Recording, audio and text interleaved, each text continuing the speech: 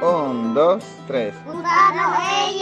Vozes do Edges. Edges Voices, Indigenous Knowledges and Research. Hi, and welcome to the podcast Edges Voices, a podcast from the European research project Edges.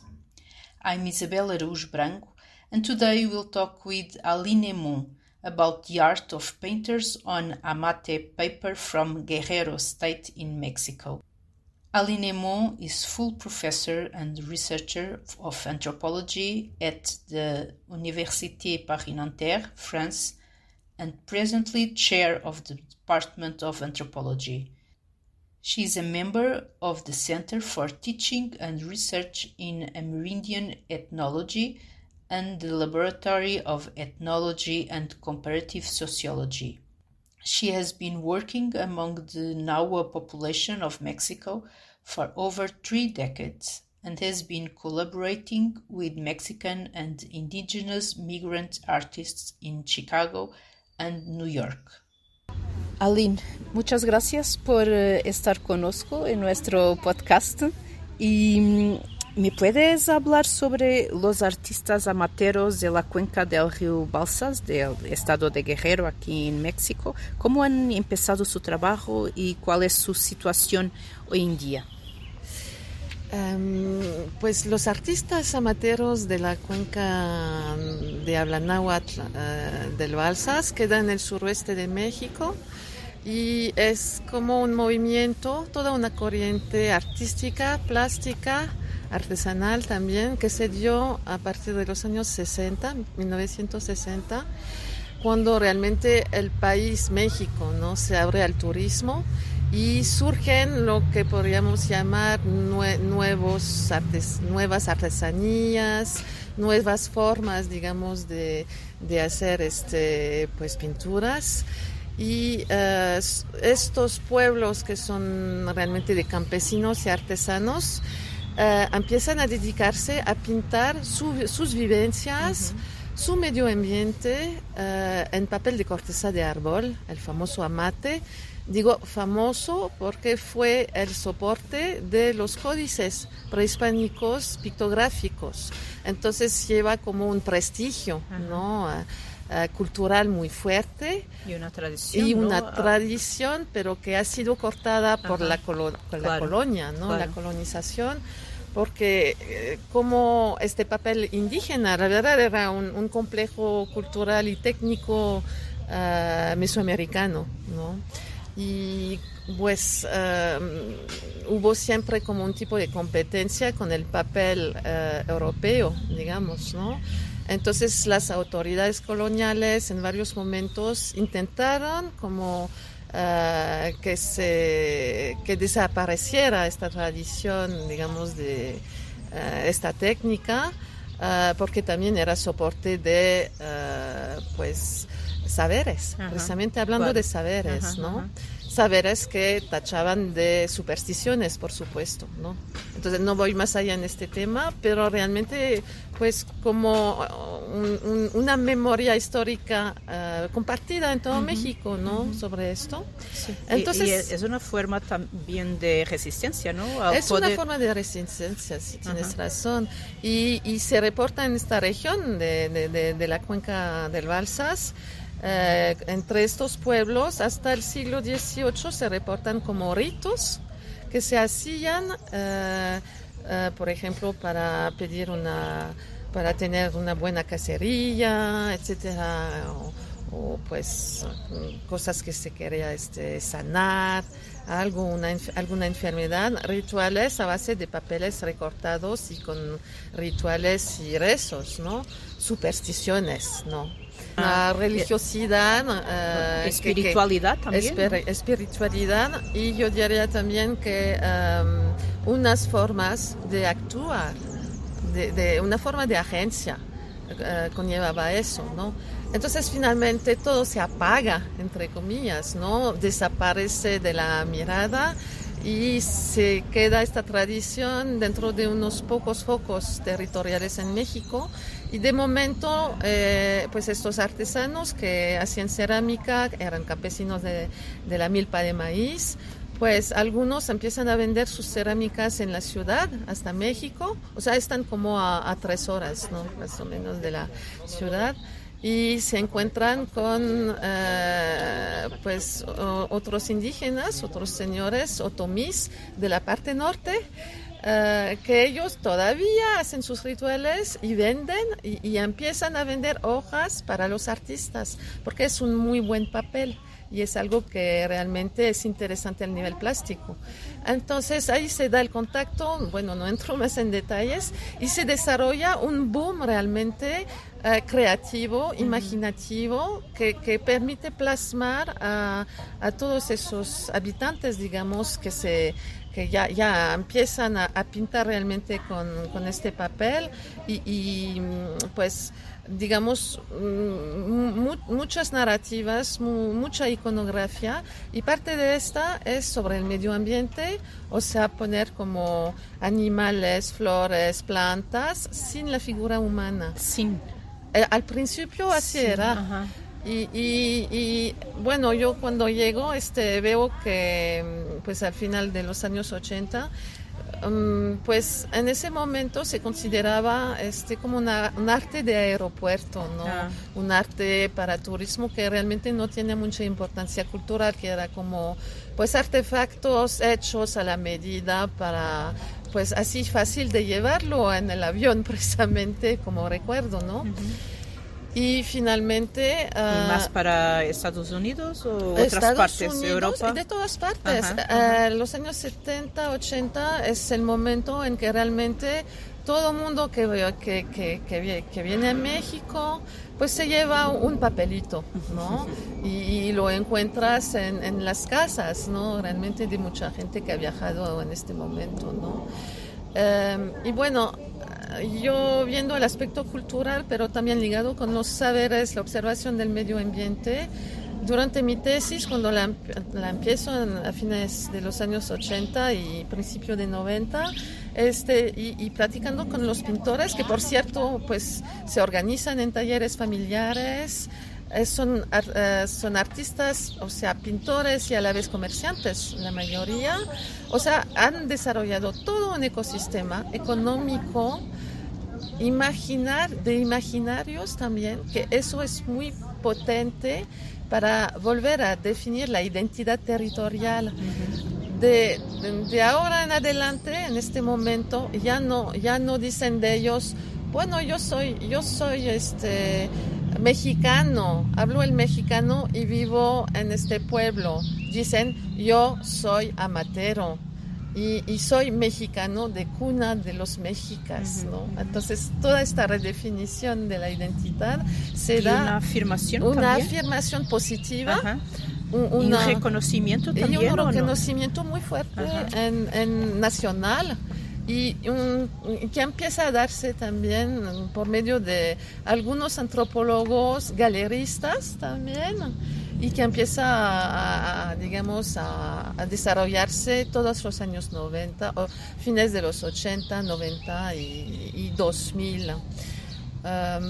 Y ahí se dan realmente unas personalidades artísticas que se van a desarrollar dentro de algunas familias, y ahorita estamos hoy en día como la tercera o casi cuarta generación de pintores, y todavía unos siguen, aunque ya ha bajado un poco el número de gente que se dedica a esto, y hacen unas cosas increíbles en el sentido de que han desarrollado casi para nosotros como una forma etnográfica de ver muchos detalles de la vida, no solo las fiestas, también todo lo que son relatos orales, plasmados en forma plástica, iconográfica. Y dentro de eso hay, por ejemplo, todo un rubro que ahora sí conlleva, guiones, historias, así se llaman las historias, con la figura humana. Ajá. Entonces, esos dos como estilos, si quieres, o sea, narrativas, la de medio ambiente y la de la vida realmente de los habitantes. Pero se cruzan también, se ¿no? cruzan, ¿no? Ahora, y se ha desarrollado mucho. Y son muy valiosos para nosotros en términos de datos etnográficos, por la belleza también, el aspecto plástico que pues importante, ¿no? Para que uno se siente como llamado por esas cosas, ¿no? En fin. Y hablabas sobre varias generaciones. ¿Cuánta gente trabaja en esto? Más o menos, claro. Yo diría que al principio, pues tres familias que eran ceramistas, o sea, hacían alfarería, ¿no? Y empezaron a poner sus dibujos de lo que era en una vasija, en una olla, en un soporte de dos planos, ¿no? O sea, de dos dimensiones. Y lo hacían en secreto porque pues es así, son como los artesanos en cierta medida tratan de guardar sus habilidades, sus conocimientos técnicos, secretos, ¿no? Claro. Pero no fue posible porque pues se desarrolló mucho, los vecinos empezaron, los vecinos de los vecinos, y en el momento de mayor importancia fue como los años 90-95. Eran como 7 pueblos.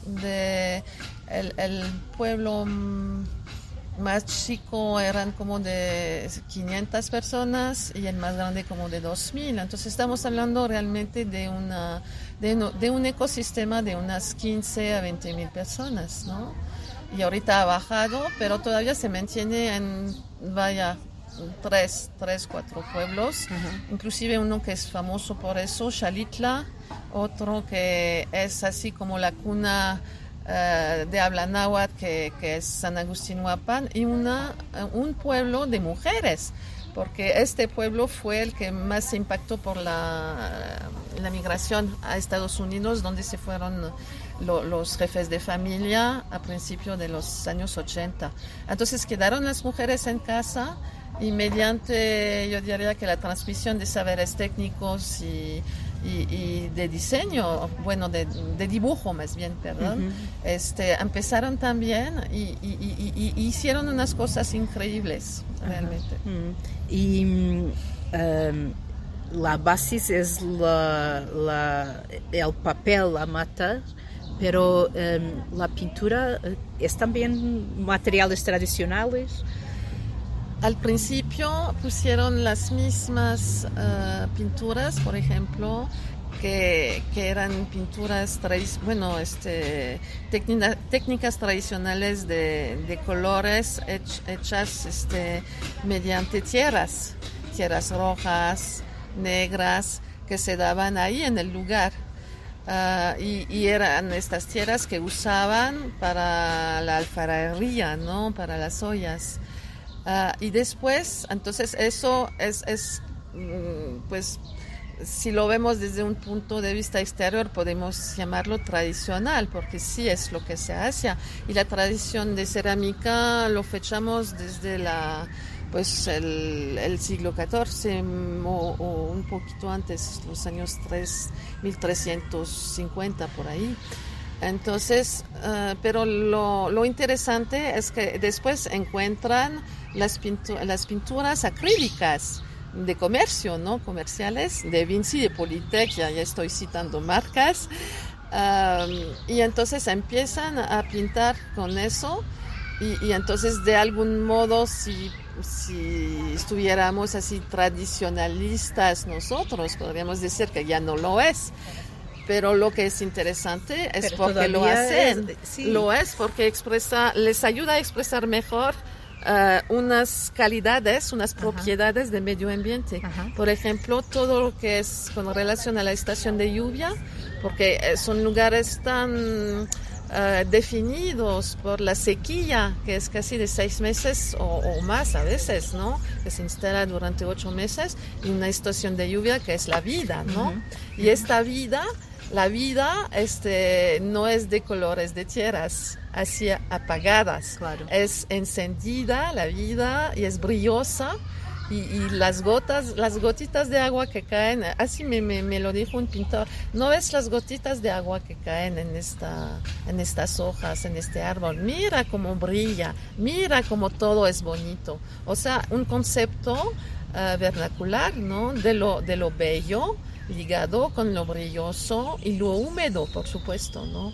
Entonces eso vincula muchas esferas técnicas de saberes y hasta da pie a una cosmovisión, digamos, en el sentido pues general de la palabra. Y podemos hablar sobre eso, la importancia de su cosmovisión para todo el mundo, para todo el planeta, para toda la gente. Podríamos hablar de la cosmovisión y de los conocimientos que tienen sobre el agua. Ajá. y la relación que hacen entre los montes, las montañas, como receptador, o sea, como contenedores, Ajá. como contenedores de agua. Agua, por supuesto, que llega del cielo, ¿no? Que llega de las capas superiores, pero que realmente pues es el tipo, ¿no? de geología que tienen. Se almacena, se escurre adentro de la tierra y se almacena dentro de lagos subterráneos y eso sí es comprobado, o sea, no es solo una imaginación, es realmente un hecho. Entonces muchas montañas, muchos cerros, digamos, que llevan toda esta, contienen toda esta agua y eso es considerado como la mayor riqueza. Por eso cuando hubo un proyecto de presa hidroeléctrica que se quiso construir en los años 90 por medio de, pues porque sí se necesitan luz, electricidad y todo eso para la ciudad y todo el mundo. Hubo una pelea muy grande y todos los pobladores, la mayoría eran artistas y campesinos, ¿no? Dijeron no, de hecho no estamos de acuerdo y hicieron un movimiento en grande, fue casi justito antes del zapatismo, o sea, hablamos del 91, cuando el zapatismo aquí surge en el 94, y fue el movimiento ecológico y indígena ecológico más fuerte justo antes del zapatismo y de todas digamos, pues otras temáticas y políticas que se dieron después dentro del movimiento social. El movimiento ecológico indígena de México realmente, para todo este movimiento, el movimiento contra esta presa por parte de los pobladores y de todos los que se unieron fue una pauta, porque no se hizo. Anteriormente ya se había dado, por ejemplo, en la presa Cerro de Oro en Oaxaca, un poquito más al sur, y los pobladores también indígenas nunca pudieron hacer que pues se parara, ¿no? la construcción de esta presa. Entonces eso es un ejemplo de un movimiento que paró a la presa, a una presa. Y una parte importante de toda la resistencia que se dio fue porque difundieron mucho sus pinturas, hicieron como portafolios especiales de pinturas explicando su mundo, la historia visto desde el colonizado, digamos, y la forma en que ellos veían y concibían un medio ambiente donde se pudiera uno llegar a vivir por generaciones. O sea, eso quiere decir que hay que cuidar el agua. Claro. Y dijeron, no es posible, nos están diciendo van a hacer un tipo como presa y nos dicen que vamos a poder pescar. Y ahí va a ser así como nuestra nueva actividad, pero no conviene. Sí, y así que... Porque precisamente el agua ya la tenemos, claro, está dentro de la montaña y ya tenemos lagos enteros. Así que este trabajo artístico tiene mucho que ver con las cuestiones ambientales. Sí. Sí, y fue realmente, y se hizo exposiciones en varias partes de estos amantes de resistencia. Pues se expuso en el Museo Mexicano de Chicago mediante un compañero antropólogo que llevó las pinturas. Nosotros no recuerdo exactamente la fecha, en el 94 creo, nosotros, yo las llevé a París en el 2000, hicimos dentro de una exposición que mostraba los aspectos modernos de la vida indígena, la migración y los problemas ambientales y políticos también. Vale. Y lo hicimos en el Parque de la Villette y hubo mucha gente que llegó en ese momento, unos 150,000 personas. Y invitamos a los pintores que realmente ayudaron al movimiento. Y ellos eran como embajadores, por supuesto, de su sociedad, pero también hay que decir que ahí lo importante también es que aunque sí llegan de una cultura muy específica, siempre hablan en voz del mundo, en voz de para todos. Siempre eso es una característica, no es solo para salvar sus terrenos, sus tierras, pero diciendo que lo que nos va a pasar a nosotros que estamos en las márgenes les va a pasar a otros. Y de hecho no conviene por las razones que dijimos. Y hubo expertos ambientales que se juntaron a eso, a todo este movimiento, entonces digamos ecológico, con gente que vino de la UNAM, la mayor casa de estudios aquí de México. Se hicieron redes en ese momento internacionales en Italia, Francia, pues Estados Unidos, por supuesto, Alemania, Europa, digamos. Y también se llevó una embajada, entre comillas, de gente con antropólogos, con pobladores, artistas y unas personas, unos académicos. Y se fueron al Banco Mundial, ahí en Washington, y estuvieron pidiendo que no se dieran el presupuesto, porque claro que eso cuesta mucho dinero y que se necesitaba aportes exteriores, ¿no? Para, pues, digamos, el desarrollo, ¿no? Sí. Y el Banco Mundial no dio. Eso fue una de las pautas que hizo que no se hizo tampoco.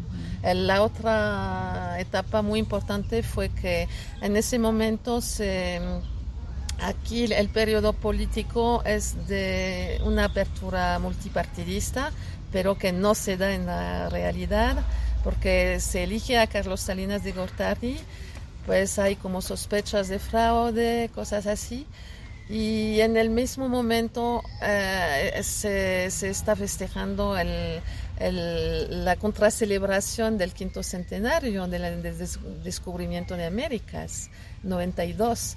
Entonces, en ese momento, el movimiento ahí local y todas las redes dicen, oigan, los meros mexicas o sus primos y digamos hijos, sí, pues así los están tratando. Entonces hubo todo eso, ¿no? Que hizo que realmente el presidente en su momento dijo y se estaba firmando el primer tratado de libre de comercio. Todo eso hizo que realmente hubo una buena coyuntura y la resistencia que se daba en medios, muchos medios hablaron de esto, hizo que se paró el proyecto. Fue el único en México que se paró, hay que decirlo, ¿no? Entonces, esta gente tiene cuna de artistas sociales, ecologistas, digamos, en su momento, y luego políticos. Y fue realmente de los años 90 a los años 2000, 2010, todo este movimiento. Ahora ya están en la migración y estamos en otra época. ¿Me puedes hablar sobre nuestros días, ahora su situación, ahora en el siglo XXI? Pues mira, forma parte de las regiones en que sí hay migración hacia Estados Unidos. Entonces, de algunos pueblos, de pueblos amateros, como le comentaba un poquito más antes, pues han salido muchos hombres. Y, por ejemplo, un pueblo se quedó con muchas mujeres, amas de familia, ¿no? Y ellas empezaron a pintar desde los años 90, hicieron unas cosas bellísimas. ¿Y diferentes Y los diferentes, temas sí. de los anteriores? Pues un poquito la vida, por ejemplo, de los animales, Ajá. pero viéndolo como pues la doble forma de la familia, y la familia humana y la familia, digamos, de los animales. Ajá. Y de las plantas. O sea, muy inmersas también en el medio ambiente, en las relaciones que tienen con pues los animales del monte y las plantas, ¿no? Que cuidan mucho. ¿Y qué más? Rituales climáticos es una cosa muy fuerte, porque hablando del agua, que es como el hilo, ¿no? que lleva y une las generaciones, es esta preocupación del agua. Entonces, después de este momento del proyecto, digamos, anulado, parado, ¿no? de la presa, pues siguen las preocupaciones sobre el agua, porque son medios semidesérticos. Entonces, realmente, si no tienes una buena temporada, pues te vas de migración. ¿Qué puedes hacer, no?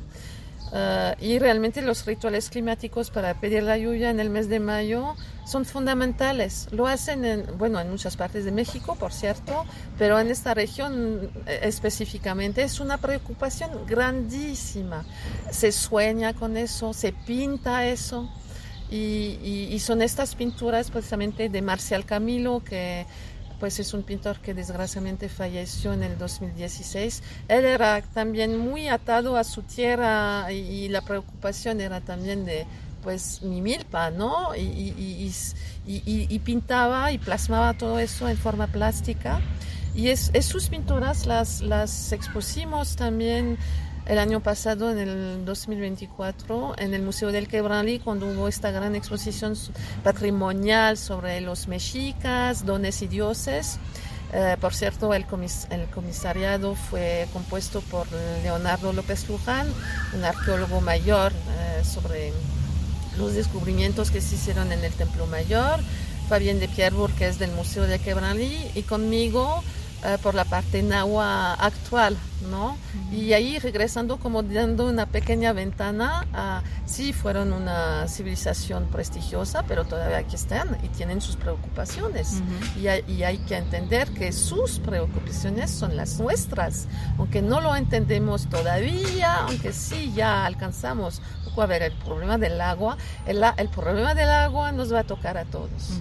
Es un problema... Ya nos toca, ¿no? Ya nos toca, pero nos toca más a unos que a otros, pero ya nos toca en la ciudad también, ¿no? No es solo los campesinos o todo eso. Entonces, todas estas preocupaciones yo creo que nos lleva también a algún nivel de conciencia y de interacción y de interrelación, para decir, pues sí, estamos también, ¿no? Con eso, sabemos que existe. Ellos tienen realmente ya años hablando de eso, haciendo proyectos y sabiendo que pues hay que pedir realmente, ¿no?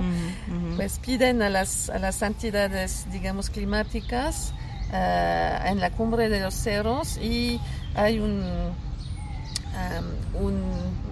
peregrinación muy grande que se da en torno a un sitio sagrado que es realmente bastante imponente, hay que verlo, ¿no? Es un abismo. En la cumbre del cerro de Ostotempa hay un abismo de unos 300 metros de diámetro. Y se ve adentro hasta 250, 300 metros, ni se alcanza a ver el fondo, y es húmedo. Y es cuando ya no hay agua desde hace 6-7 meses, es el único lugar que se queda fresco. Entonces ahí reconectándonos con estas cosas de saberes, de observación del medio ambiente y de estaciones también, de la lluvia, de las sequías, van a ver cómo anda ahí. Es como el barómetro, digamos, ¿no? porque si se seca ahí, el mundo entero se va a secar. Y si todavía pues hay pues un poco de humedad, chance que llueva. O sea, tienen todo un sistema propiciatorio y hacen rituales. Y de conocimiento. Y de también, conocimientos. ¿No? Y por cierto, hay que decir que todo eso que se plasman en las pinturas, por cierto, es parte de todo un sistema realmente de saberes, hay que decirlo en forma completa, ¿no? Claro. Porque en la Cumbre de los Cerros es ahí donde se daban las observaciones astronómicas en tiempos antiguos. Y todavía saben muy bien, bueno, ahora ya tenemos todos los medios para saber otros medios. Eso para los equinoccios, para los solsticios y los cambios de estaciones. Lo sabían perfectamente con lo que ya se llama el calendario de horizonte. Y hablé con un señor ya anciano hace como 30 años que me platicó del calendario de horizonte, que es una cosa increíble. Realmente, pues cada quien puede hacer la experiencia desde su ventana, pues a ver si el sol sale. Sí. Y se ve que pues el sol sale, por supuesto, al este, pero con un ángulo diferente, ¿no? Sí, claro. En verano o en invierno. Sí. Y ellos sabían perfectamente cuándo se iba a dar, y si no se iba a dar se preocupaban y todavía repetían los rituales de petición de lluvia. Hasta a mí me tocó en el 2012 una preocupación tan grande en torno a este lugar, pues casi se secaba adentro. Eso era como una cosa muy, muy, muy preocupante para todos los habitantes. Y repitieron como 3 veces las ofrendas. Pues ahorita no puedo dar el detalle, pero son ofrendas muy complejas de alimentos que se tiene que dar con los mismos alimentos del lugar y de la montaña, ahí donde está esta cumbre, este abismo. Eso quiere decir que pues es una autoctonía, digamos, también de los medios para vivir, ¿no? O sea, tienen que buscar en los lugares cercanos todo lo que que van a necesitar para las ofrendas. Entonces, y luego las echan en el fondo del abismo, o sea, los dan a todas digamos, pues los que moran en este mundo abismal, ¿no? Subterráneo. Están los espíritus de las plantas o le llaman los guardianes de la tierra, los difuntos, porque también moran ahí. Se mezcla también con vírgenes, con el sol, es la casa del sol nocturno. Y ahí es muy importante porque realmente es como el otro mundo. Ishikimondo lo dicen en mezcla de español y náhuatl. Entonces está el mundo humano y el mundo humano tiene que pedir al otro mundo los medios para sobrevivir.